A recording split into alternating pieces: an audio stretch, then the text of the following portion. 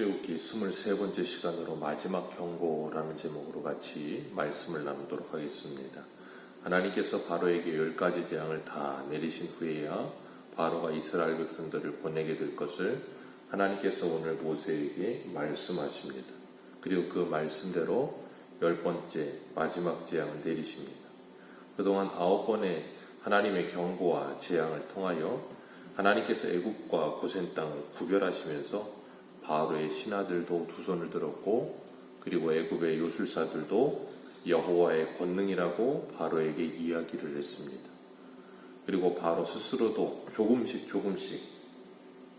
어쩔 수 없이 양보하고 싶지 않지만 하나님 앞에 그가 손을 들게 되는 모습을 보았습니다. 그러나 바로는 끝까지 조금씩 손을 들고 타협하려고는 했지만 끝까지 두 손을 다 들진 않았어요. 그리고 끝까지 하나님을 대적합니다. 그러는 가운데 바로의 신하 중에는 하나님의 말씀을 두려워 떠는 자도 있었습니다. 그래서 우박재앙이 내릴 때는 하나님께서 모세를 통해 그 들의 사람과 짐승들을 다 집으로 넣으라 할 때 그 말씀을 듣고 두려워하는 자는 종과 짐승들을 다 넣었지만 그 말씀을 두려워하지 않는 자는 그대로 두는 사람들도 있는 걸 보았습니다. 하나님께서 그렇게 하나하나 애굽의 재앙을 내리시면서 애굽에 하나님이 누구신지를 분명하게 보이세요. 이 10가지 재앙을 통해 하나님의 애굽을 완전히 진멸시켜버리거나 애굽을 이 지구상에서 증발시켜버리지 않으세요. 애굽을 통해 이 10가지 재앙이 다 내리게 하시면서 애굽 사람 전체, 바로의 신하 바로까지, 그리고 고센 땅에 있는 이스라엘 백성들, 그리고 주변에 있는 모든 나라들, 그것뿐 아니라 오고 오는 모든 시대의 후손들에게 하나님이 누구신지를 분명하게 알리시고 가르치신다 그랬습니다. 그렇게 하나님께서 하나님을 분명하게 가르치시고 하나님의 계획대로 그 모든 일이 되어지도록 바로의 마음을 강팍하게 하셨다 그랬어요. 우리가 어제도 보았던 것처럼 그 강팍함이란 하나님의 내어버려 두십니다. 그들의 악한 마음을 그냥 두셨다 그랬어요. 하나님께서 그렇게 그 모든 것들이 합력하여서 하나님의 뜻이 이렇게 이루어지는 것을 우리에게 보여주세요. 그건 바로의 사건만이 그런 게 아니고 모든 성경의 사건들이 다 그렇죠. 이스라엘 백성들 속에 430년 동안이나 아브라함의 때로부터 해서 계속해서 하나님의 언약이 이어져 내려오면서 요셉 때에 이스라엘 백성이 애굽에 내려오고 그때로부터 요셉을 알지 못하는 왕족까지 430년 동안 애굽의 노예 생활을 하면서 이스라엘 백성들은 애굽 사람들과 동일한 그냥 애굽인이 되어버렸습니다. 뼛속까지 애굽인이에요. 생각과 말과 모든 것이 다 애굽인인 겁니다. 그런 그들을 하나님께서 애굽에서 구원해내시기 위해서 애굽의 10가지 우상들을 치신 이유는 바로와 싸우시고 애굽의 모든 신들과 싸우시는 게 아니라 궁극적으로는 고센 땅에 있는 이스라엘 백성들의 마음속에 있는 뼛속까지 그 속에 침투해 있는 애굽성을 뽑아내시기 위한 하나님의 일하심이에요. 하나님이 바로와 싸워 뭐 하시겠습니까? 하나님이 이 애굽의 신하들과 싸워 뭐 하시겠습니까? 그들이 하나님을 믿는다고 하면 그런데 그렇지 않은 그들이 완악한 그들을 하나님이 아시는데 그들과 싸우시는 이유는 애굽에 430년을 살면서 애굽 사람과 똑같아져 버린 그들에게 하나님을 분명히 가르치시고 그들 안에 있는 모든 견고한진을 무너뜨리시면서 그들이 가지고 있는 가치, 그들이 가지고 있는 이 생각과 틀, 이 모든 세계관, 그것들을 다 바꿔버리시기를 원하시는 거예요. 그래서 그들이 가지고 있던 기존에 있던 모든 것들을 깨트려 버리시는 거예요. 예수를 믿는다는 건 그래서 우리가 새 사람이 되었다는 건 마치 그런 거예요. 우리가 그동안에 이 땅을 발디디고 살면서 세상의 가치관과 세상의 생각과 세상의 모든 경제관, 논리관, 그리고 세계관 모든 것을 가지고 있던 모든 틀이 예수를 믿는 순간에 하나님의 말씀을 통해 다 깨어져 버리는 겁니다. 그리고 그 모든 틀을 내려놓고 하나님의 나라의 백성다운 모습으로 우리의 생각의 전환과 발상의 전환과 가치관의 변화와 세계관의 변화가 일어나는 거예요. 그걸 새 사람이 되었다고 하는 것이지 우리 육신이 새롭게 되는 건 아니죠. 하나님께서는 이스라엘 백성들을 그렇게 구원하여 내시고 출애굽시키시기 위해서 그들을 애굽에서 데리고 나오시는데 빈손으로 나오게는 하지 않으십니다. 그들이 나올 때 모든 은금 패물들을 다 가지고 나오게 하세요. 그래서 이 출애굽기 3장 21절 22절에도 내가 애굽 사람으로 이 백성에게 은혜를 입히게 할지라 너희가 나갈 때 빈손으로 가지 아니하리니 여인마다 그 이웃 사람과 자기 집에 거류하는 자에게 은패물과 금패물과 의복을 구하여 너희 자녀를 꾸미며 너희가 애굽 사람의 물품을 취하리라. 하나님 말씀하셨는데 그 말씀대로 되어지게 하세요. 그리고 애굽 사람들이 이스라엘 사람들이라는 말만 들으면 아예 치가 떨리게 하셨어요. 그리고 여호와라는 말만 들으면 아주 그냥 두려워 떨게 하나님이 만드시면서 이스라엘 백성들을 아예 등 떠밀게 만들어 버리시는 거예요. 오늘 본문 8절 같이 한번 읽습니다. 시작. 왕의 우리 모든 신하가 내게와 내게 사랑을 이르기를 너와 너를 나가는 온 백성은 나가라 하는 후에야 내가 나가리라 하고 심히 바로에게서 나오리라. 이제는 모세가 바로에게 노합니다. 심히 노하여 바로에게 나오니라. 그러면서 모세가 뭐라 그래요? 너희들이 내게 나와서 절하면서 제발 나가달라고 애걸하기 전에는 복걸하기 전에는 내가 나가지 않겠다. 그러면서 바로에게 노하면서 나왔다 그래요. 하나님께서 바로에게 승리하시고 애굽에 승리하시고 전쟁에 승리하셔서 이스라엘 백성들이 거기서 나오게 하시면서 모든 금은 보화를 가지고 나오게 하셨는데 이스라엘 백성들은 그거 가지고 나와서 만든 게 두 가지가 있죠. 첫 번째는 그들 스스로가 시내산에서 금송아지를 만들었어요.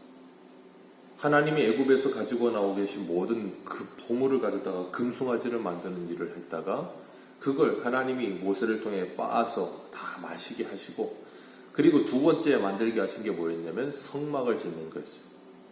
그들 스스로 한 일은 금송아지를 만드는 일인데 하나님의 말씀대로 하였더니 하나님과 만날 수 있는 교제의 장소가 되어지는 것을 봅니다. 그런 것처럼 하나님께서 사망 권세에서 우리를 구원하여 내시고 예수 그리스도 안에서 하나님의 자녀가 되게 하시고 그 하나님의 자녀가 된 우리들로 하여금 이 땅을 살아가게 하시면서 하나님이 주신 각약 은사들을 가지고 하나님의 사람으로서 하나님의 성전이 지어져 가도록 우리의 믿음을 만들어가게 하시고 하나님과 아름다운 교제를 하도록 이 땅에 있는 모든 것들을 사용하게 하셨다는 거예요. 그래서 먹든지 마시든지 무엇을 하든지 하나님의 영광을 위해 사용할 수 있도록 금송아지를 만드는 일이 아니라 성전 짓는 일에 우리를 하나님이 사용하시는 거예요. 그렇기 때문에 우리는 날마다 믿음의 길을 걸어가면서 매일의 삶 속에서 성전 짓는 일에 힘써야 됩니다. 성전의 기능이 뭐라 그랬어요? 하나님과 만나는 거예요. 하나님과 교제하는 거예요. 하나님과 예배하는 거예요. 내 일상의 성전이 지어지지 않으면 그래서 일상생활 속에서 하나님과 만나지 않으면 우리는 일상생활 속에서 그리스도인다운 삶이 나타나지가 않죠. 그래서 하나님은 우리에게 먹든지 마시든지 무엇을 하든지 하나님의 영광을 위하여 하라 그러시는 겁니다. 하나님께서 그동안 9가지 재앙도 모세를 통해 하신 것처럼 10번째 재앙에서는 하나님이 모세를 통해서 하실 것 같은데 그러지 않으시고 4절 이렇게 말씀하세요. 모세가 바로에게 이르되 여호와께서 이와 같이 말씀하시기를 밤중에 내가 애굽 가운데로 들어가리니 그 전까지 첫 번째 재앙부터 피 재앙부터 9번째 흑암의 재앙까지는 하나님이 모세를 통하여 하셨어요. 근데 마지막 10번째 장자의 죽음 재앙 때는 하나님이 직접 애굽에 들어가시겠다는 거예요.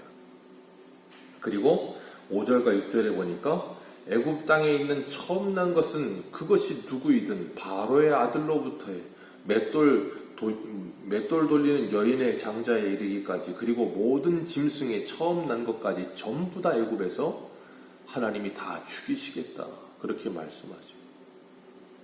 얼마나 무섭습니까?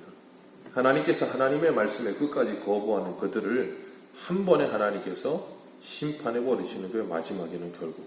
그리고 애굽에 전무후무한 곡성이 일어나게 하시는 거예요. 탄식과 애통과 슬픔의 소리가 가득하게 하시는 거예요. 그동안 430년을 살면서 이스라엘 백성들이 애굽에서 고된 노역 속에 요셉을 알지 못하는 새로운 왕조가 일어났을 때 얼마나 괴로움과 고통 가운데 있겠어요? 그 괴로움과 고통으로 부르짖는 이스라엘 백성들 그리고 그 옆에 이 애굽 사람들이 잔치하며 즐거워하며 기뻐하던 소리들 그 둘이 같이 애굽 땅 안에서 오버랩되어 있었단 말이에요. 그런데 하나님께서 그것을 한 번에 뭐하세요? 역전시켜버립니다. 이스라엘 백성들에게는 기쁨과 감사함과 찬송의 소리가 있게 하고 애굽 전역에는 고통과 애통과 곡소리가 나게 하셨어요. 한순간에 그것을 뒤집어 버리시는 겁니다. 그리고 하나님께서는 지금도 이 세상에 하나님의 경고의 나팔을 불게 하세요. 하나님의 말씀을 증거하는 자들을 통하여서 계속해서 이 마지막 경고를 주고 계시는 겁니다. 최후의 하나님의 심판의 때가 오고 있다는 걸 끊임없이 전하게 하세요. 요나도 니느웨에 가서 그 소리를 전했죠. 그리고 사도행전의 사도들도 끊임없이 그 소리를 전했어요.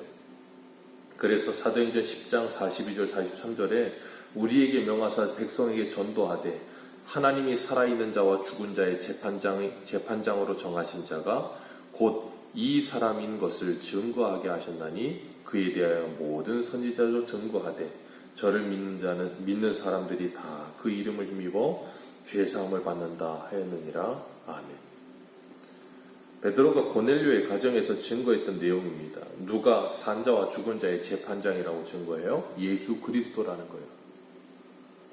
그 예수 그리스도를 믿는 사람은 심판이 아니라 죄사함을 받는다는 겁니다.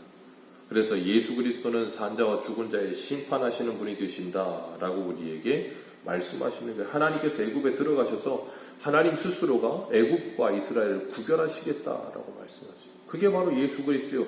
이 세상에 찾아오셔서 하나님의 백성과 그리고 이 세상 사람들을 구별하시는 거예요. 하나님이 직접 예수 그리스도를 보내셔서 그 일을 하시는 겁니다. 결국은 애굽인들에게는 죽음이요 이스라엘 백성들에게는 구원입니다. 그래서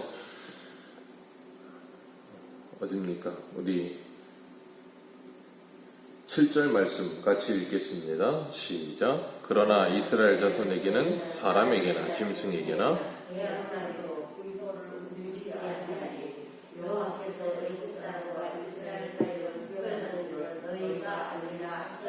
아멘. 걔는 굉장히 민감하죠. 이 청력도 그렇고 이 후각도 그렇고 굉장히 민감한 동물입니다. 근데 걔가 뭐예요? 그 혀도 움직이지 않고 그 쉬운 말로만 짖지 않는다 그 말이에요.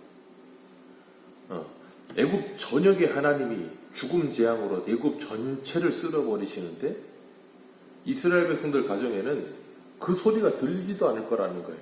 그러니까 뭐예요? 평안할 거라는 거예요. 하나님께서 그렇게 하시겠다라고 말씀하시는 거예요. 예수님께서 앞으로 이 세상에 심판주로 오실 때 통곡하는 자들은 온 세상이 울부짖고 고통 가운데 있게 되겠지만 하나님의 백성들에게는 평안과 기쁨의 잔치가 될 거라는 거예요. 이것을 이미 출애굽기를 통하여 하나님께서 계시하고 계시는 거예요. 그리고 선지자들을 통하여 마지막 날에는 예수 그리스도를 통하여 우리에게 선명하게 계시하시고 경고하고 계시는 거예요. 그리고 지금도 우리에게 그 말씀으로 우리를 경고하고 계시죠.